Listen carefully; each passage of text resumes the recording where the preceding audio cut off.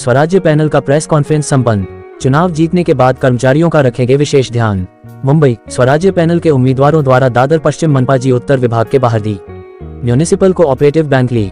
मुंबई के लिए हो रहे चुनाव के आखिरी दिन मीडिया से बात करते हुए स्वराज्य पैनल के उम्मीदवारों ने कर्मचारियों से आग्रह किया कि वे स्वराज्य पैनल के चुनाव निशान टेबल पर मुहर लगाकर उसे भारी मतों से विजयी बनाएं।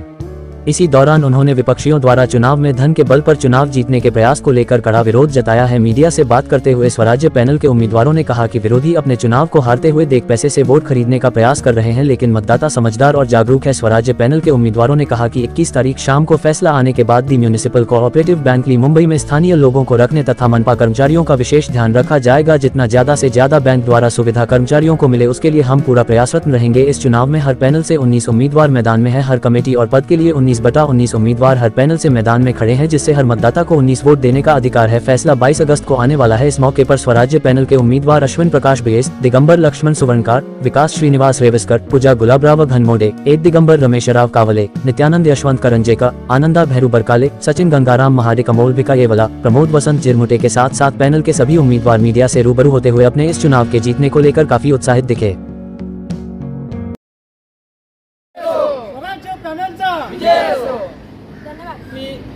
सर्व सभासदांचं भयमुक्त, भ्रष्टाचारमुक्त, एजंटमुक्त आणि सावकारमुक्त करण्यासाठी आम्ही कटिबद्ध आहोत।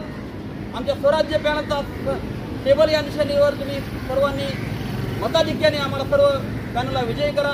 100%। मुंबई महानगरपालिकेच्या अंतर्गत municipal bank, the municipal cooperative bank limited याच्या माध्यमातून जी पंचवार्षिक संचालक मंडळाची पंचवार्षिक निवडणूक येत्या 21 ऑगस्ट 2025 रोजी होणार आहे, त्याच्या प्रचारार्थ आम्ही सर्व पॅनलच्या माध्यमातून, स्वराज्य पॅनलच्या माध्यमातून आम्ही प्रचार करण्याचा सुरुवात जी केलेली आहे आणि आमचे प्रचार प्रमुख श्री दिगंबर ह्याविषयी तुम्हाला आणि सांगतील, त्याविषयी तपशील तुम्हाला सविस्तरपणे सांगू शकतात। प्रचंड चांगला प्रतिसाद मिळालेला आहे आणि प्रत्येक ठिकाणी सर्व उमेदवारांनी आमच्या पॅनलला विशेष असं एक सपोर्ट केला आहे की यावेळी आपण निश्चित स्वरूपामध्ये बदल करू आणि बदलाच्या माध्यमातून बँकेमध्ये परिवर्तन करण्याचा आम्ही एक उद्दिष्ट आपण ध्येय साध्य करू, असं आम्हाला सर्वच्या सर्व सभासदांकडून आम्हाला सपोर्ट मिळत आहे।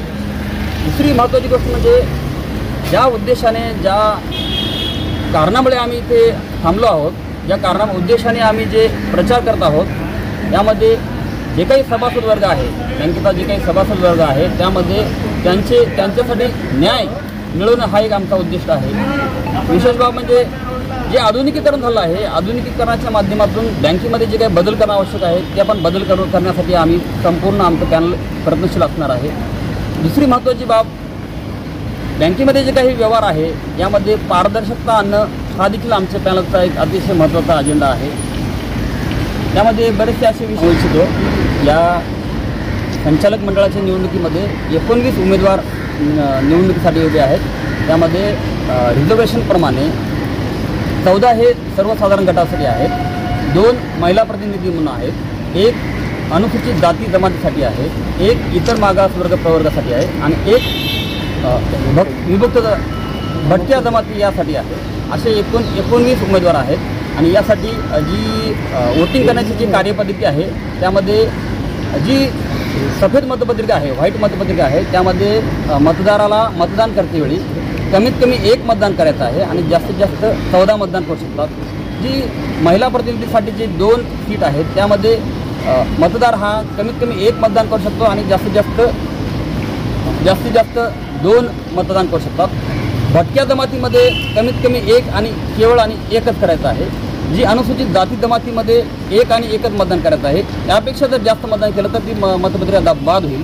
आणि सर्वात शेवटची म्हणजे इतर मागास प्रवर्ग, त्यामध्ये केवळ 1 आणि 1च मतदान करायचं आहे। गेल्या पंचवार्षिक निवडणुकीमध्ये असा अनुभव आहे की बरेचशी मतपत्रिका ही चुकीच्या मतदान केल्यामुळे बाद झाल्या आहेत। त्यामुळे आम्ही बऱ्याचशा मतदारामध्ये आम्ही अवेअरनेस केला आहे, जनजागृती केली आहे। त्या माध्यमातून बरेचसे जे मतदार आहेत ते खुश आहेत की ही मतदान करण्याची जी कार्यपद्धती आहे ही आम्हाला माहिती नव्हती, परंतु आपल्या माध्यमातून आम्हाला एक सविस्तररित्या माहिती मिळालेली आहे। तो यावेळेस आम्ही निश्चित स्वरूपामध्ये आपल्या पॅनलला अतिशय उच्च चांगला प्रतिसाद देऊन आम्ही आपल्या सर्व उमेदवारांना प्रचंड बहुमताने विजयी करण्यासाठी आम्ही कटिबद्ध आहोत असं आम्हाला एक आश्वासन दिलं आहे. तर यासाठी आमचं पॅनल अतिशय एक उत्साहाने आम्ही सर्व स्तरावर पोहोचण्याचा प्रयत्न करतो आहे आणि सर्वांची मनं जिंकून भविष्यामध्ये त्यांचे जे काही प्रश्न आहेत ही बँकेची व्यवस्था आहे यामध्ये सर्वच्या सर्व व्यवहार हे आपला पारदर्शक करायचे आहेत. यामध्ये आजची जी स्थिती आहे आम्ही अनुभवतो की आम्ही ज्यावेळेस प्रचाराला गेलो तर त्या ठिकाणी आपला जो सभासद आहे अक्षरशः तो भयभीत झाल्यासारखं दिसून येतो. तर हे त्याचं भय दूर करण्यासाठी आम्ही कटिबद्ध आहोत आणि भविष्यामध्ये जी काही यंत्रणा जी काही व्यवहार बँकेची असणार आहेत सभासद करणार आहेत त्यासाठी अतिशय सुलभरित्या कशा पद्धतीनं व्यवहार करता येईल यावर आम्ही भर देऊ, जेणेकरून आपला कर्मचारी कुठल्याही इतर बँकेमध्ये न जाता आपल्याच बँकेमध्ये व्यवहार करण्यासाठी तो 100% आपल्याच बँकेमध्ये. हे प्रशासनाचं एक महत्त्वाचं कामकाज करण्याचा एक आधार आहे की ज्या टेबलावरती स्वच्छंदरित्या कारभार केला जातो त्यामध्ये बरेचसे प्रस्ताव मंजूर होतात, बऱ्याचशा कर्जांच्या तरतुदी होतात आणि ह्याच टेबलावरती आम्ही संपूर्ण प्रशासनाचा कारभार अतिशय स्वच्छंद निरपक्षपणे तसेच पारदर्शकता आणण्याचा आम्ही प्रयत्न करणार आहोत.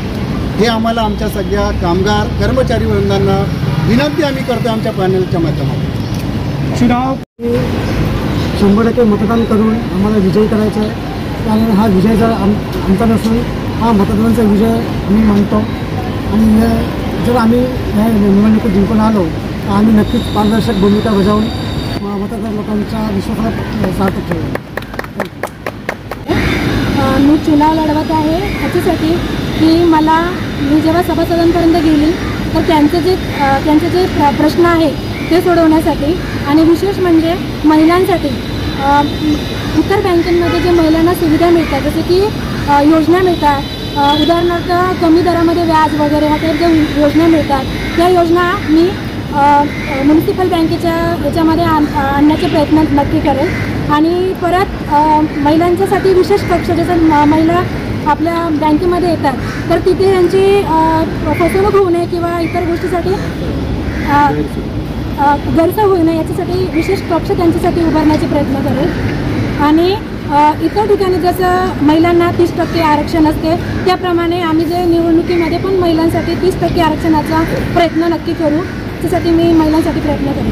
म्युनिसिपल बँकेमध्ये कुठल्याही प्रकारची महिलांसाठी किंवा कुठल्याच वर्गासाठी एकही योजना विशेष योजना अस्तित्वात नाही आहे. तर आम्ही सभासदांनाही आवाहन करतो जर आमचा स्वराज्य पॅनलमधले 19 उमेदवार जर निवडून आले तर आम्ही जबाबदारीनं सांगतो आहे म्हणजे मी विशेष महिला म्हणून जबाबदारीनं सांगतो आहे की आम्ही नक्की सर्व कामगारांसाठी आणि महिलांसाठी विशेष योजना राबवू. मी एवढं आश्वासित करतो. धन्यवाद मॅडम. सर्वांना माझा नमस्कार. जे पत्रकार मित्र माझे इथे जमले आणि मी तुमच्या माध्यमामधून सर्वप्रथम तर आमचे जे 61,700 म्युनिसिपल बँकेमध्ये जी म्युनिसिपल बँक आहे ते मुळामध्ये कामगार कर्मचाऱ्यांची आहे. त्यामुळे त्या बँकेमध्ये जो नोकर प्रवर्ग आहे तो सरळसेवेनी पूर्णच्या पूर्ण बाहेरून न घेता जे शासनाची पॉलिसी आहे किंवा RBIच्या ज्या काही गाईडलाईन्स आहेत त्यांना म्हणजे सर्व आम्ही चर्चा करून त्यामधून आमच्या कामगार कर्मचाऱ्यांसाठी किती टक्के रिझर्वेशन कोटा किंवा पर्टिक्युलर पदं कसे ठेवता येतील त्यासाठी माझे जे सहकारी आहेत सर्व माझ्या पॅनलमधले आणि ते आम्ही 100% करण्याचा प्रयत्न करू असं आम्ही आपल्या माध्यमामधून आपला शब्द देतो आणि कामगार कर्मचाऱ्यांनी सर्वांनी वोटिंग करावं असं मी आपल्या माध्यमामधून आवाहन करतो. धन्यवाद.